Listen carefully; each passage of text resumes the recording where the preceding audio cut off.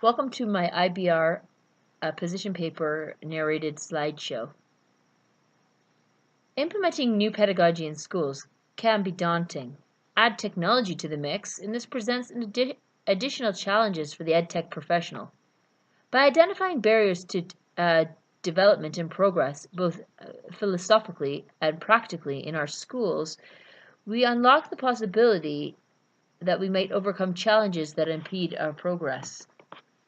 Having worked in 6 out of 7 continents in international schools, I noticed that there seemed to be a pattern appearing, that there were certain countries and cultures and schools that had an easier time overcoming barriers. One of the greatest challenges was working here in Tanzania, where the teachers are very resistant to change and are a little bit behind in developing their 21st century ideals. This led me to develop my hypothesis, which is effective technology integration is harder to implement in international schools in developing countries than it is in first world schools. I believe the key issues can be reduced to 3 factors or a combination of these. 1. Poor infrastructure, connectivity, power outages.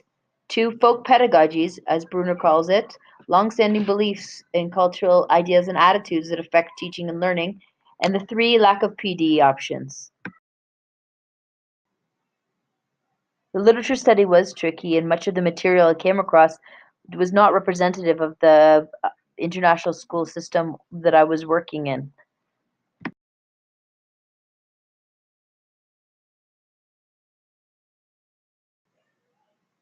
Hugh Brush's study was quite interesting to me as it covered schools from around the world and looked at a variety of different studies and classified the barriers that they came up with into 123 barriers and putting them into 6 categories. This, coupled with the Delphi study in 2009 done by ESTE, highlighted some essential conditions for effective leveraging of EdTech, which highlighted some key areas of interest. In 2011, EdTech Summit looked at these factors again. While they agreed on the relevance of the factors discovered in the Delphi study, they stressed that the local, national, and regional contexts needed to be factored in. This brought me back to my initial concern, which was how does the factors that I've been seeing in Tanzanian international schools compare with the rest of the world? This brings me to the research question, which I would like to consider. What are the barriers to effective integration of technology in an international school in Tanzania? These are the related questions to further investigate. How successful is technology integration at your school?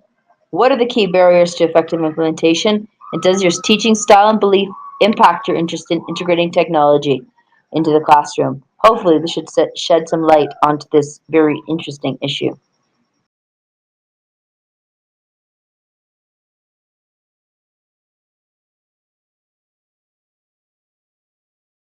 Created using Powtoon.